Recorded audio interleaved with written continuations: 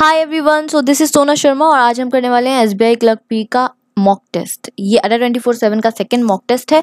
So let us start. Our first question is a puzzle. Okay. 8 persons are sitting around a circular table. Some of them are facing inside the center, while some are facing outside the center. Okay. सबसे पहले बना लेते हैं figure. ठीक है। कुछ लोग केंद्र की ओर देख रहे हैं और कुछ केंद्र के विपरीत। Next sentence is C sits third to the right of F, who is facing inside the center. अब F के बाद ये कंजंक्शन यूज हुआ है who। अब who यूज हुआ है तो who के बाद जो भी बात की जाएगी वो who से जो जस्ट पहले है दिया हुआ उसके बारे में होगी। इट मीन्स F के बारे में बात हो रही है, मतलब F देख रहा है केंद्र की ओर, तो F को कहीं भी बिठा दीजिए and he is facing inside the centre.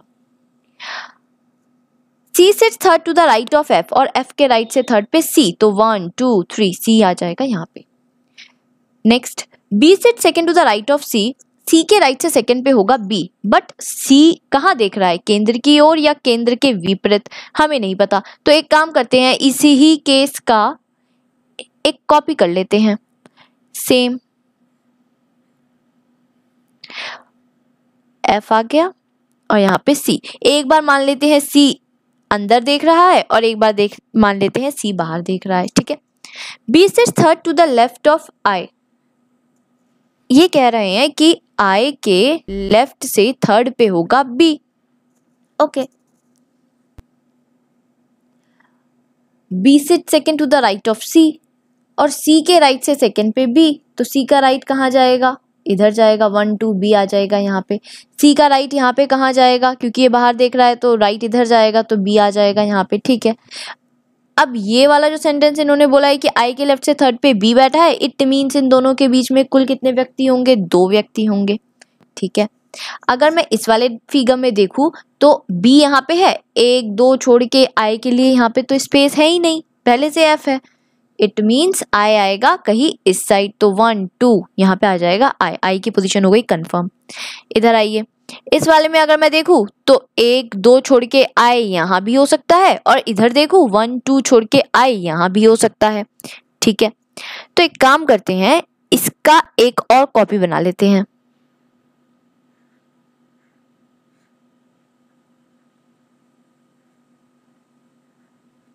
ठीक है। एक बार मान लेते हैं I है यहाँ पे और एक बार मान लेते हैं I है यहाँ पे। अब नेक्स्ट, अब इन्होंने कहा था I के लेफ्ट से थर्ड पे भी बैठा है, तो I ऑब्वियस सी बात है यहाँ पे बाहर देख रहा होगा, तभी इसका लेफ्ट इधर जाएगा और B यहाँ पे आ जाएगा। यहाँ पे I अंदर देख रहा होगा, तभी इसका लेफ्ट इधर जाएगा और B यहाँ आ जाएगा। यहाँ पे I कहाँ देख रहा होगा, आउटसाइड द सेंटर, तभी B आएगा यहाँ पे। ठीक है। तो I का हमें डायरेक्शन पता चल गया। A set second to the left of C, अब C के लेफ्ट से सेकंड पे A, तो लेफ्ट इसका आएगा यहाँ, A आ जाएगा। C का लेफ्ट आएगा इधर, A आ जाएगा। C का लेफ्ट आएगा इधर, A आ जाएगा। Next, both G and D sits immediate left to each other. अब G और D एक दूसरे के इमीडिएट लेफ्ट में बैठेंगे। G के इमीडिएट लेफ्ट में D होगा और D के इमीडिएट लेफ्ट में G होगा। जैसे ही आप ये सेंटेंस देखेंगे उसी टाइम समझ जाना, इट मीन्स D और G, अगर D अंदर देखेगा तो G बाहर देखेगा, अगर D बाहर देखेगा तो G अंदर देखेगा। ये हमेशा अपोजिट डायरेक्शन में देखेंगे। ठीक है।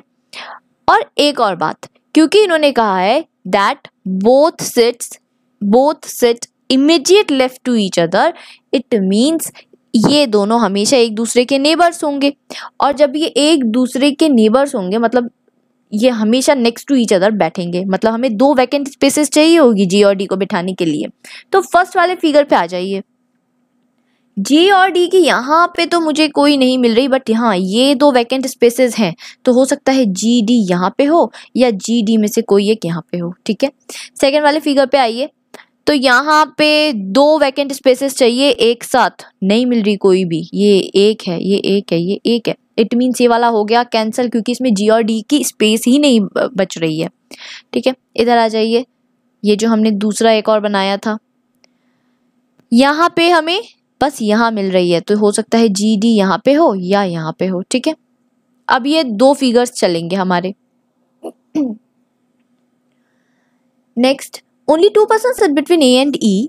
ओके, ए यहाँ पे है, 1 2 छोड़ के ई की स्पेस यहाँ पे तो है ही नहीं, क्योंकि यहाँ पे जी या डी में से कोई एक आएगा। इट मीन्स ई बैठेगा इसी साइड ए के, तो 1 2 छोड़ के ई की स्पेस यहाँ पे हो गई, ई की प्लेस यहाँ पे हो गई कंफर्म। ठीक है,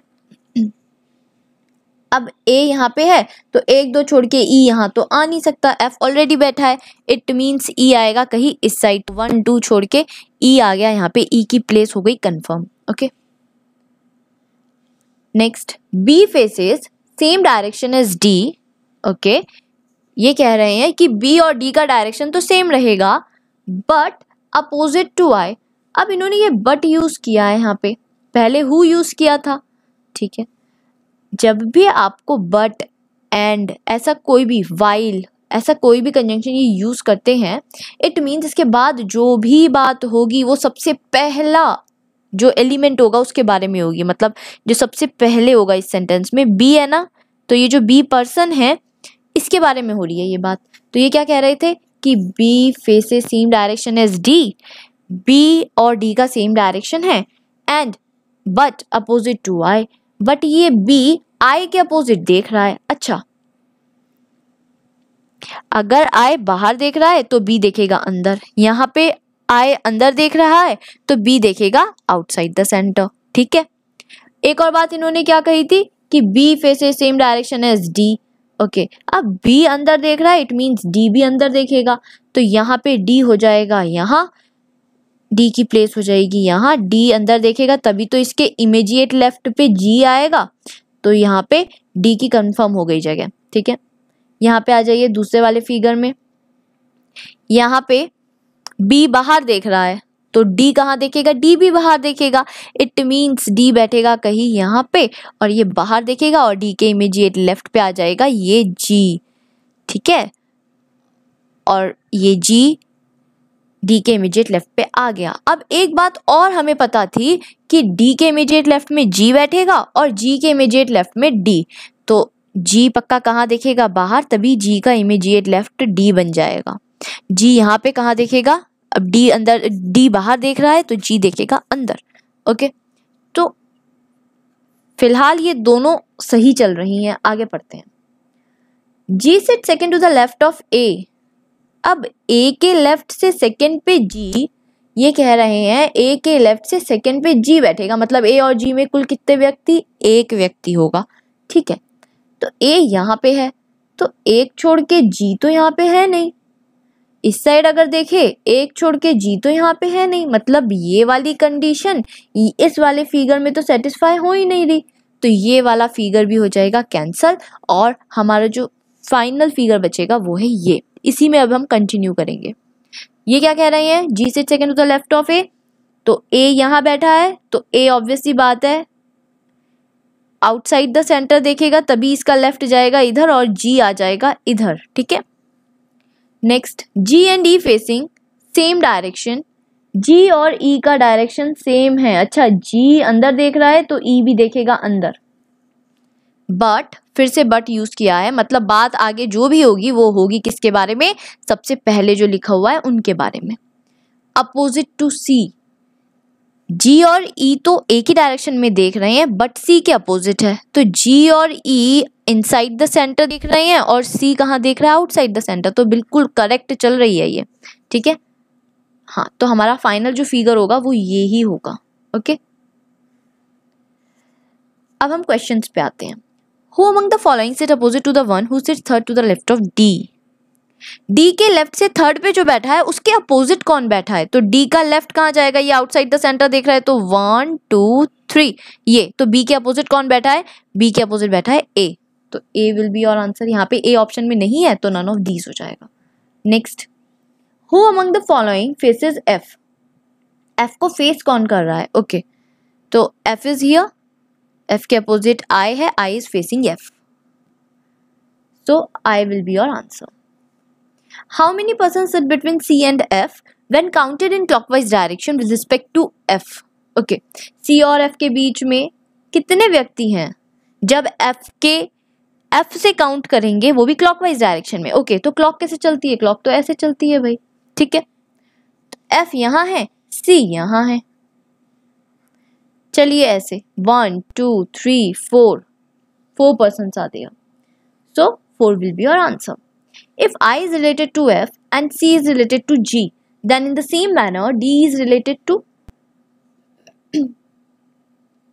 okay, if I is related to F, I F से relate करता है अगर, मतलब अपोजिट बैठे हैं, ठीक है। C is related to G, C G के अपोजिट बैठा है, मतलब अपोजिट बताना है हमें। तो D किससे रिलेट करेगा? तो D के अपोजिट देख लीजिए, तो D के अपोजिट कौन है? E, तो E will be your answer, E will be our answer. Okay, next, ठीक है। अब आ गया है कोडिंग डिकोडिंग। अब कोडिंग डिकोडिंग में सबसे पहले ये पूरा आप कोडिंग देख के कहीं करने मत बैठ जाना कि किड्स का कोड क्या है, बूस्ट का कोड क्या है। पहले आप कहीं सारा वो करें नोट और फिर आप 5 क्वेश्चन सॉल्व करें। नहीं, हमें डायरेक्ट क्वेश्चंस पे जाना है बच्चों, तो हम क्वेश्चंस पे जाते हैं। What is the code of boost? Okay, boost का पता करना है, तो बूस्ट देखिए जल्दी से। यहाँ पे बूस्ट कहाँ है? यहाँ, यहाँ, इस सेंटेंस में भी है, इस सेंटेंस में भी है, चारों सेंटेंसेस में बूस्ट अवेलेबल है। इट मींस बूस्ट का जो भी कोड होगा वो इन सभी कोड्स में अवेलेबल होगा। ओके, तो देखते हैं एक ऐसा कोड जो सब में अवेलेबल हो। मक्स फे फम सो, फम फम फम और फम, एफएम एफएम एफएम एफएम सभी में अवेलेबल है, और कोई ऐसा यहाँ पे मुझे कोड नहीं दिख रहा है जो सब में अवेलेबल हो, ठीक है। तो बूस्ट का कोड हो गया FM. Next, what is the code, sorry, which of the following word is coded as HTSO? Okay, HT and SO। अगर मैं यहाँ पे HT फाइंड करूँ तो HT अभी हमें दिखाई, ये 4th लास्ट जो सेंटेंस है इसमें, ये है HT। अब बच्चों HT बस इस वाले सेंटेंस में है, इस वाले सेंटेंस में, ठीक है। यहाँ पे नहीं है, यहाँ पे नहीं है, यहाँ पे नहीं है, बस यहाँ पे दिया हुआ है। इट मीन्स ये जिसका भी कोड है वो वर्ड भी सिर्फ इसी ही सेंटेंस में होगा और किसी भी सेंटेंस में नहीं मिलेगा। ये ही आपकी ट्रिक होनी चाहिए सॉल्व करने की एग्जाम में, ठीक है। तो एक ऐसा वर्ड जो और किसी सेंटेंस में ना हो, इमेज, इमेज फर्स्ट वाले सेंटेंस में है तो ये तो नहीं हो सकता। बूस्ट, बूस्ट तो सभी सेंटेंस में है, ये भी नहीं हो सकता। स्टडी, स्टडी हमें कहीं नहीं दिख रहा है, हाँ ये हो सकता है, पॉसिबिलिटी है इसकी। आइकन, आइकन भी कहीं नहीं दिख रहा है, हाँ तो ये भी हो सकता है। इट मीन्स HT का कोड 2 हो सकते हैं, एक तो हो सकता है study and second one icon हो सकता है, ठीक है। अब SO का कोड, सो यहाँ है, सो यहाँ है और कहीं नहीं है। इट मीन्स जो सो जिसका भी कोड होगा वो वर्ड बस स्टार्टिंग के ये 2 सेंटेंसेस में ही आपको मिलेगा, ठीक है। तो देखते हैं, किड्स नहीं, बूस्ट नहीं क्योंकि बूस्ट सब सेंटेंस में है, जबकि सो बस स्टार्टिंग के 2 सेंटेंसेस में है।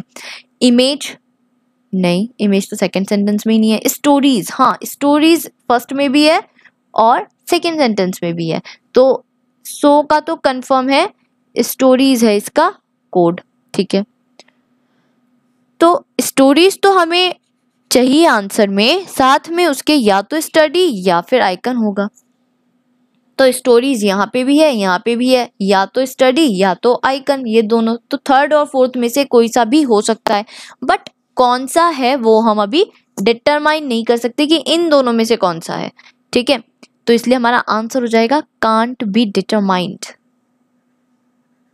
ओके, तो 5th will be your answer. Next, what is the code of word kids? Okay, word, word हम पहले सबसे पहले देखते हैं यहाँ पे, फर्स्ट में, सेकंड में, थर्ड में, फोर्थ में कहीं भी वर्ड नहीं गिवन है। इट मीन्स ये वर्ड इस कोडिंग में ही नहीं दे रखा। इट मीन्स इसका जो भी कोड होगा वो हमें यहाँ पे मिलेगा ही नहीं, मतलब इसका एक ऐसा कोड होगा जो यहाँ पे नहीं होगा, ठीक है। तो किड्स का देखते हैं, किड्स यहाँ पे है, किड्स 3rd सेंटेंस में है, और कहीं नहीं है, मतलब किड्स का कोड फर्स्ट और थर्ड सेंटेंस में ही होगा। तो MX थर्ड में नहीं है, ये नहीं हो सकता। FE, हाँ FE है, FE हो सकता है। FM भी है, बट FM सेकेंड सेंटेंस में भी है, इसलिए ये नहीं होगा। सो बस फर्स्ट और सेकंड में है, थर्ड में है ही नहीं, तो ये सो भी नहीं होगा। तो कौन सा हो गया? किड्स का कोड हो गया कंफर्म FE। ओके, अब FE तो होगा ही आंसर में, बट उसके साथ होगा वर्ड का कोड। अब वर्ड का कोड एक ऐसा होगा जो इस कोडिंग में नहीं दे रखा है, ठीक है। FE ढूंढते हैं। एक तो ये फिफ्थ ऑप्शन कैंसिल करिए, ठीक है। FE तो हो सकता, FE सेकंड में है और थर्ड में है, तो इन दोनों में से कोई एक आंसर होगा, ठीक है। अब इस सेकंड वाले में ZX दे रखा है और ZX इस वाली कोडिंग में कहीं भी नहीं है, तो हाँ ये हो सकता है। थर्ड वाले में MX दे रखा है, MX इस कोडिंग में दिया हुआ है, इट मीन्स ये तो बिल्कुल भी नहीं होगा, क्योंकि वर्ड इस कोडिंग में किसी भी सेंटेंस में वर्ड है ही नहीं, ठीक है। तो second will be your answer. Next, what is the code of XE RZ KX WP? Okay, XE कहाँ है? एक तो यहाँ है और थर्ड सेंटेंस में है, तो इसका कोड भी सेकंड और थर्ड सेंटेंस में होगा। तो ये हो गया हमारा स्लीप सेकंड में है और थर्ड में है, ठीक है। RZ तो इसका हो गया स्लीप। RZ कहाँ है? RZ बस थर्ड सेंटेंस में दिख रहा है, इट मीन्स RZ जिसका भी कोड है वो वर्ड सिर्फ थर्ड सेंटेंस में ही होगा, और वो है मेमोरीज, जो और कहीं भी नहीं है। इट मीन्स RZ का कोड हो जाएगा मेमोरीज। KX एक तो यहाँ है सेकेंड सेंटेंस में और कहीं भी नहीं है, इट मीन्स KX जिसका भी कोड है वो सिर्फ सेकेंड सेंटेंस में ही होगा और कहीं भी नहीं होगा। तो माइंड है जो बस सेकेंड सेंटेंस में है और कहीं भी नहीं है, इट मीन्स KX का कोड हो गया mind. WP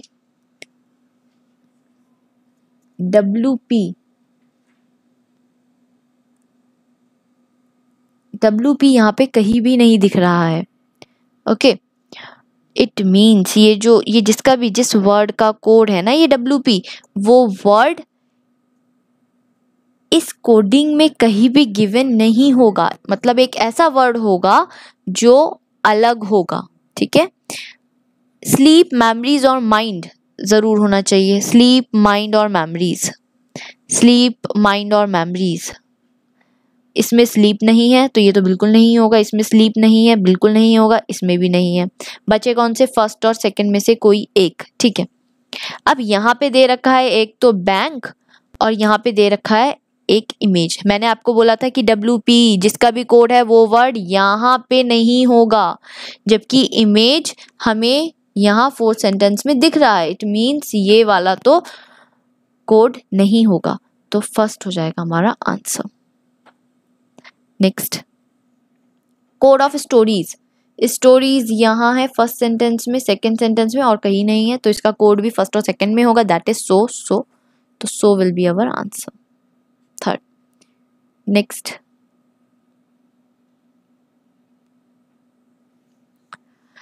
study the following carefully and answer the questions given below. Okay, अब ये आ गई हमारी puzzle. 8 players ABCDEFGH are going for a tournament in 4 different months. Okay, अब ये है हमारी मंथ बेस्ड पजल बच्चों, और ये काफ़ी है ट्रेंड में, ये आजकल बहुत आती है। प्री में तो आपको देखने को मिल ही जाएगी, वीक बेस्ड या फिर मंथ बेस्ड या फिर ईयर बेस्ड, ठीक है। तो जैसी मंथ बेस्ड पजल दिखे, सबसे पहले जो काम रहेगा आपको मंथ ही नोट डाउन करने होंगे। तो जनवरी, मार्च, अप्रैल और मई, ठीक है, और असेंडिंग ऑर्डर में ही करना, स्टार्टिंग से लेके लास्ट तक, ठीक है। ऑन 2 डिफरेंट डेट्स, ठीक है, ये जो टूर्नामेंट्स होते हैं ना ये 2 डिफरेंट डेट्स पे हो रहे हैं। कौन सी 15th और 24th, but not necessarily in the same order, ठीक है।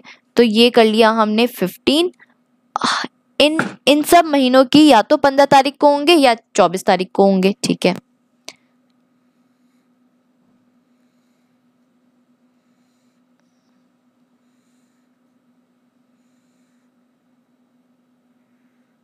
ठीक, आगे पढ़ते हैं। More than 4 players go between B and D. They are saying B और डी के बीच में 4 से ज्यादा व्यक्ति जाएंगे, ठीक है। 4 से ज्यादा व्यक्ति जाएंगे, इट मीन्स 5 भी हो सकते हैं, 6 भी हो सकते हैं, ठीक है। तो कोई डेफिनाइट चीज अभी हमें इस सेंटेंस से नहीं मिली, तो एक काम करते हैं, साइड में नोट डाउन कर लेते हैं कि हमें ये पजल फिर से ना पढ़नी पड़े। तो जो भी सेंटेंस है जिसे हम पजल में नहीं रख पा रहे हैं उसे साइड में नोट कर लेते हैं कि ये क्या कहना चाह रहा है। शॉर्टकट में नोट करेंगे that more than 4 players go between B and D. B और डी के बीच में 4 से ज्यादा व्यक्ति जाएंगे, ठीक है। A goes in the month which has even number of days, okay। अब इवन नंबर ऑफ डेज किस मंथ में होंगे? जनवरी में होते हैं 31 डेज, मार्च में भी 31 और मई में भी 31। तो बचा क्या इवन नंबर वाला? अप्रैल बचा, इसमें होते हैं 30 डेज। तो ए आएगा अप्रैल के मंथ में। अब वो यहाँ आएगा या यहाँ, ये हमें नहीं पता। तो एक काम करते हैं, एक और डायग्राम बना लेते हैं। 15, 24, ठीक है। एक बार मान लेते हैं कि ए जा रहा है 15 तारीख को अप्रैल की, और एक बार मान लेते हैं कि ए जा रहा है 24 तारीख को अप्रैल की, ठीक है।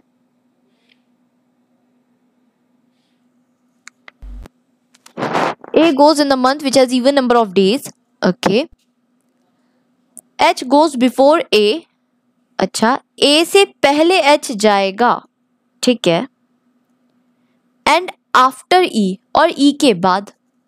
तो इसे साइड में ही शॉर्टकट में लिख लेते हैं कि A से कहीं पहले जाएगा H और E के कहीं बाद जाएगा H, ठीक है। Next, C goes in the month which has even number of days। C उस मंथ में जाएगा जिसमें even number of days है, मतलब अप्रैल। तो बची स्पेस में C को बिठा दीजिए, यहाँ पे आ जाएगा C। कंफर्म है ना ये, इसलिए हमने ये पजल में डायरेक्ट लिख दी है। Next, 2 players go between C and F। C और F के बीच में 2 व्यक्ति जाएंगे, ठीक है। C यहाँ पे है तो 1 2, F आ गया यहाँ पे। इस वाले में देखिए C यहाँ पे है 1 2, F आ गया यहाँ पे।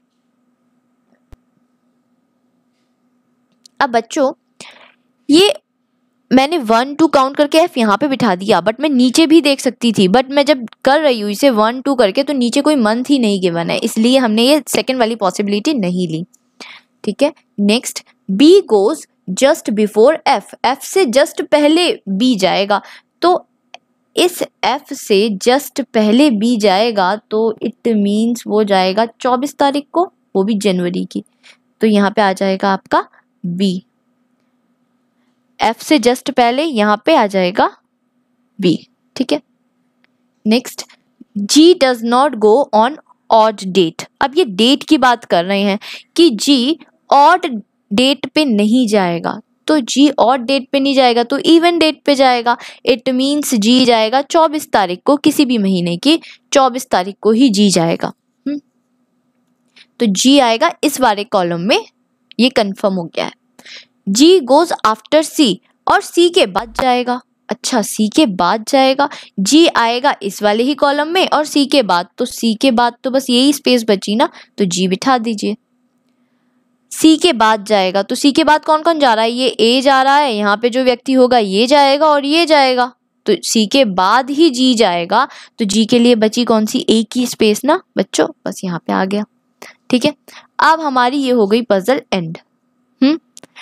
अब हमें ये वापस से नहीं पढ़ने की है, हमें क्या देखने हैं? ये जो हमने शॉर्टकट में चीजें लिखी थी कुछ, ठीक है।